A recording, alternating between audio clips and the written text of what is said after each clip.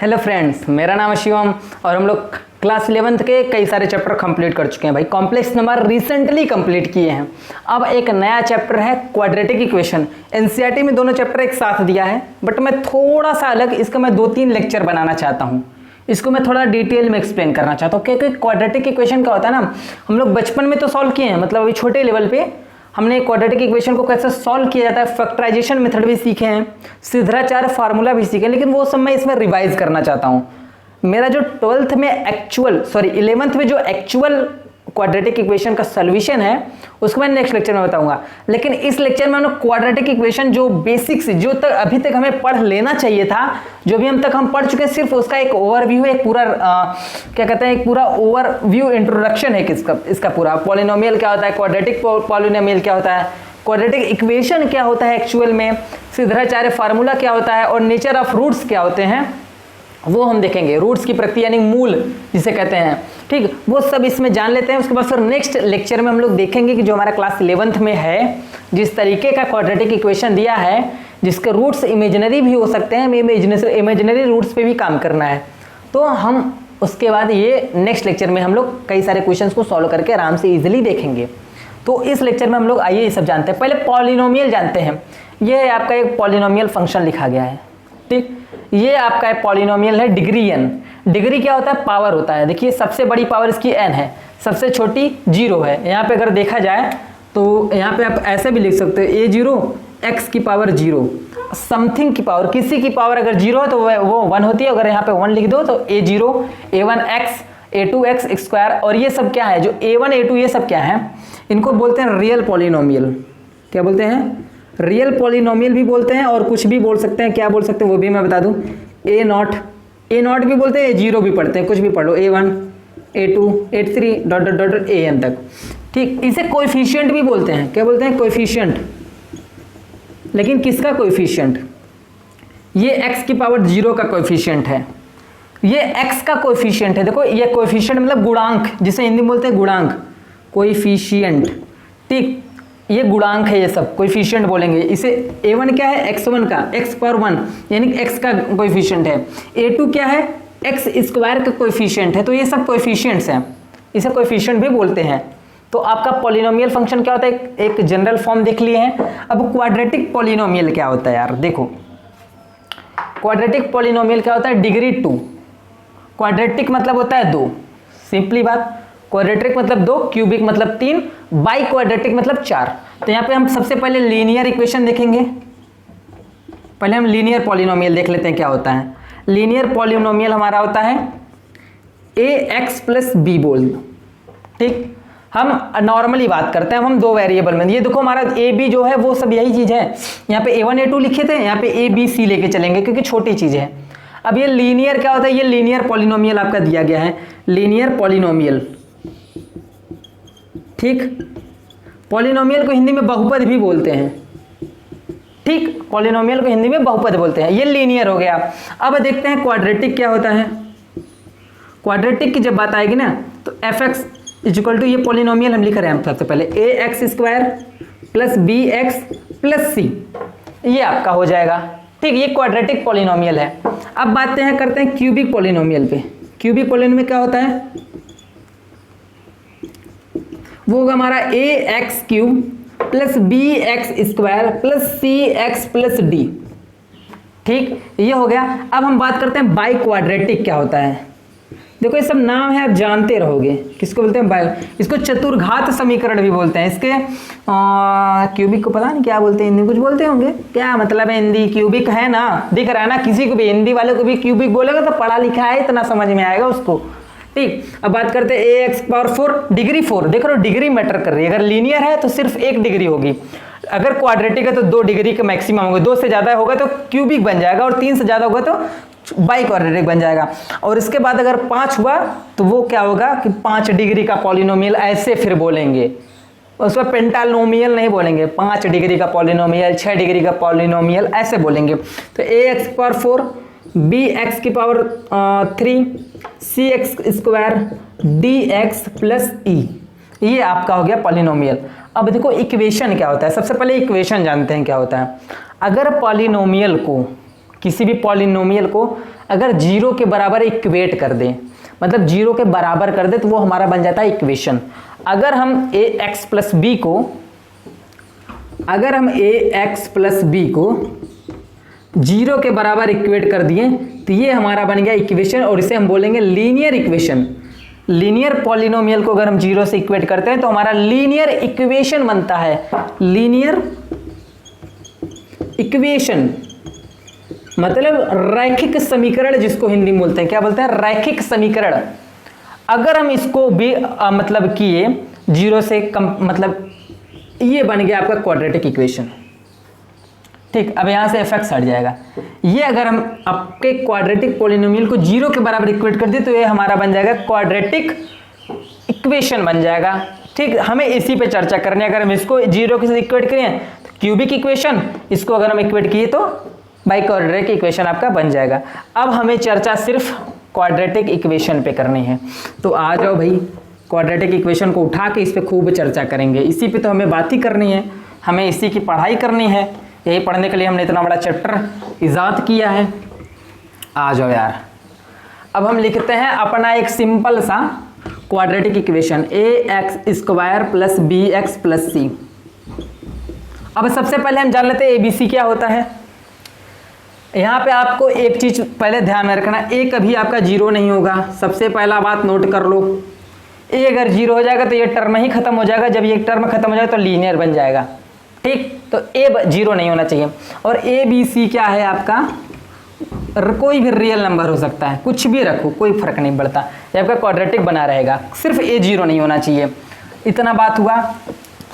और ABC आपका coefficient है, AB आपका कोएफिशिएंट है, ये कांस्टेंट है। कांस्टेंट मतलब स्थिरांक, जिसको हिंदी में बोलते हैं, ये कांस्टेंट है आपका। और A क्या है, x² का कोएफिशिएंट, B क्या है, x का कोएफिशिएंट। तो आप ये बात ध्यान में रखना। ठीक, और ये आपका हो गया पूरा इक्वेशन। अब देखो, जितने घात की समीकरण, जितने डिग्री की, देखो 2 डिग्री, ऐसे डिग्री भी बोलते हैं, पावर भी बोलते हैं। ठीक, जितने डिग्री की अगर आपकी मतलब इक्वेशन रहेगा, उतने सॉल्यूशन, उतने रूट्स आएंगे। मतलब इस इक्वेशन को सॉल्व करने के लिए x के कोई 2 रूट, अल्फा या फिर बीटा, 2 रूट मिलेंगे जो इस इक्वेशन को सेटिस्फाई करेंगे, यानी कि 0 दे देंगे। ठीक, ये चीज समझ में आया। 2 रूट मिलेंगे जो इक्वेशन को सेटिस्फाई करेंगे और ये 0 आ जाएगा। मतलब अल्फा बीटा इसके 2 रूट्स होंगे। सबसे पहली बात ये बात मान लो, अल्फा बीटा इसके 2 रूट्स होंगे। अगर हम इसी लगे हाथ इस रूट्स को कैसे निकाल लें, अगर उस पर चर्चा कर लें तो क्या बात होगी, मजा आ जाएगा भाई, एकदम मजा आ जाएगा। फैक्टराइजेशन मेथड आपको पढ़े होंगे, जिसको कहते हैं गुणनखंड विधि। ठीक, गुणनखंड विधि बहुत ही सिंपल है, उसको आप वहाँ पे जान ले। लेकिन यहाँ पे मैं सिद्धाचार्य फार्मूले से मैं बताना चाह रहा हूँ, क्योंकि आपके मैक्सिमम क्वेश्चन सिद्धाचार्य के फार्मूले से ही सॉल्व किए जाएंगे। और सिद्धाचार्य फार्मूले से सॉल्व करना इजी भी है, ज़्यादा दिमाग भी नहीं लगाना। और क्योंकि सिद्धाचार्य फार्मूला ही हमारा एक परफेक्ट वे में, चाहे उसका परफेक्ट स्क्वायर बन पावे इस मिडिल चीज का, चाहे न बन पावे, चाहे फैक्टराइज इसका हो पावे चाहे न हो पावे, हमारा ये हमेशा काम आएगा। तो हम इस पे चर्चा करते हैं। पहले कैसे हम इस रूट्स को, कैसे हम अल्फा और बीटा कैसे हम निकालते हैं, उस पे हम चर्चा करते हैं। आ जाओ भाई, 2 रूट्स हमारे दे दिए अल्फा बीटा, हम कैसे निकालते हैं। अब सिद्धाचार्य फार्मूला को आपको हम सिंपल हम लिख देते हैं। क्या होता है, x ये आपके रूट्स हैं। ठीक, x आपके रूट्स है, -b plus minus under root b² -4ac divided by 2a। ये आपका है सिद्धाचार्य फार्मूला। सिंपल सी चीज है, सिद्धाचार्य फार्मूला ये आपका है, जिसे बोलते हैं। अब बोलोगे सर 2 रूट कहाँ है, यार देखो यहाँ पे प्लस माइनस दोनों मैंने लिखा है। अगर इसको स्प्लिट करें, अगर स्प्लिट करें यानी कि अल्फा अलग, b² -4ac, ठीक, बीटा अलग, तो -b minus under root b² -4ac divided by 2a। ठीक, ये आपके अल्फा और बीटा 2 रूट्स हो गए इस क्वाड्रेटिक इक्वेशन के।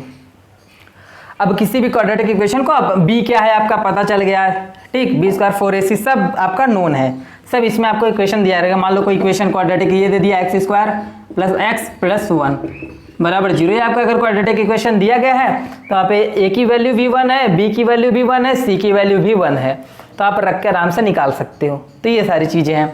अब देखो इसी में एक और कहानी छोटी सी छिपी हुई है। ये अब देखो नेचर ऑफ फ्रूट्स पे बात करते हैं सबसे पहले।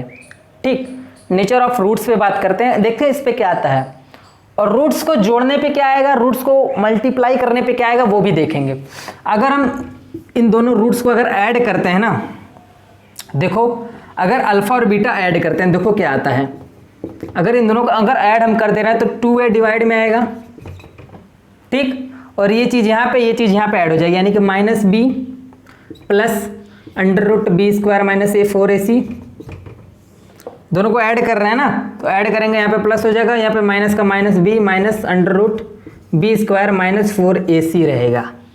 अब अगर हम दोनों को ऐड किए हैं भैया, तो ये पूरा सेगमेंट कट के खत्म, प्लस था ये माइनस है। अब यहाँ पे -2b बाई -2a, यानी कि अल्फा प्लस बीटा हमारा आगे आ गया -2b/2a, यानी कि -b/a। अगर हम दो रूट्स को आपस में ऐड कर रहे हैं तो -b/a का, और अगर दोनों रूट्स को अगर मल्टीप्लाई कर रहे हैं, सिंपली जान लो यहाँ पे अगर मल्टीप्लाई करेंगे ज़्यादा लंबा कैलकुलेशन हो जाएगा, अल्फा इंटू बीटा करेंगे तो c/a आएगा। तो b/a क्या है, c/a क्या है, आपको ये पता है। अगर कभी बोल दिया तो दोनों रूट्स को ऐड करो, ठीक है। मान लो कभी ऐसे भी क्वेश्चन देता है कि दोनों रूट्स का जो सम है वो आपका समथिंग है, दोनों रूट्स का जो मल्टीप्लिकेशन वो आपका दिया, एक क्वाड्रेटिक इक्वेशन ही बनाओ। तो इस तरीके से आप कर सकते हो। बहुत अजीब है, बहुत एकदम सब जैसे बता दे रहा है ना, आप ये सब चीज़ें सब लिख लो एक जगह। क्या होता है इसका जोड़ने पे दो रूट्स को घटाने पे क्या होता है। अब नेचर ऑफ रूट्स की बात करते हैं। ठीक, अब देखो ये जो b² माइनस 4ac है, सब कहानी यहीं से है, तो इसको हम कुछ मान लेते हैं। b² माइनस 4ac को हम पहले बात तो d मान लेते हैं। अब d क्या है आपका, डिस्क्रिमिनेंट।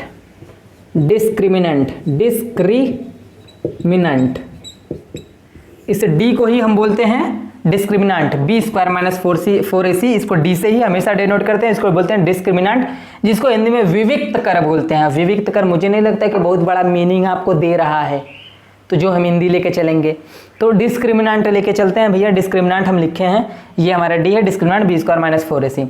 अब पूरी कहानी है, अगर हम देखा जाए तो इसका एक अब सिंपलेस्ट फॉर्म इसका फार्मूला क्या होगा, -b plus minus √b² minus 4ac के हम d लिख सकते हैं और यहाँ पे 2a लिख सकते हैं। ठीक, ये चीज हुआ। अब अगर हमारा d, अब हम d पे बात करें, 3 पॉइंट बनेंगे। अगर हमारा d greater than equal to 0 हुआ, मान लो, यानी कि ये पूरी क्वांटिटी पॉजिटिव होगी, और अंडर रूट में जो पॉजिटिव चीज होता है वो हाँ माना जाता है कि हाँ ठीक है भाई, तो रूट्स आपके रियल होंगे। रूट्स जो आपके होंगे वो वास्तविक होंगे, रियल रूट्स। जो अल्फा और बीटा होंगे वो दोनों रियल होंगे और अच्छी चीज़ें होंगी आपकी।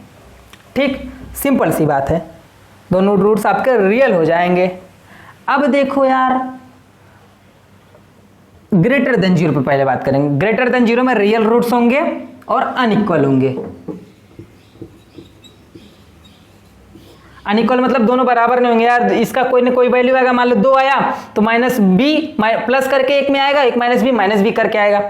अगर आपका दूसरा कंडीशन मैं बना दे रहा हूं, ये जो आपका डिस्क्रिमिनेंट है वो अगर 0 हो गया, मान लो b² माइनस 4ac 0 हो गया, यहाँ पे वो कुछ आया ही नहीं, ये पूरी कहानी खत्म हो गई। मान लो यहाँ भी इसका समथिंग कुछ हुआ, यहाँ पे कुछ हुआ, कुछ ऐसा झोल झपाटा हुआ कि यहाँ कुछ आया ही नहीं, तो ये पूरा 0 होकर ये पूरा खत्म हो जाएगा। तो यहाँ भी -b/2a बचेगा और यहाँ भी -b/2a बचेगा, यानी कि रूट्स रियल तो होंगे, रियल रूट्स आएगा लेकिन इक्वल रूट आएगा, मतलब बराबर, दोनों रूट बराबर आएंगे।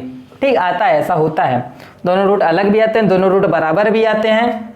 ठीक, इमेजिनरी आते हैं। इमेजिनरी कब आता है, जब d लेस देन 0 हो जाए। जब d लेस देन 0 होगा तो ये अंदर की कहानी क्या है, निगेटिव बन जाएगी। और अंडर रूट में निगेटिव अगर आया कुछ भी, मान लो -3 आया, अगर यहाँ पे b² माइनस 4ac की वैल्यू 3 आया तो यहाँ पे -3 आएगा।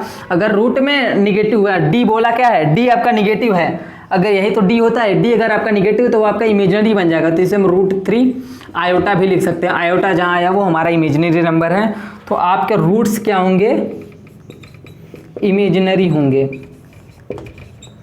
इमेजिनरी रूट्स आपको मिलेगा।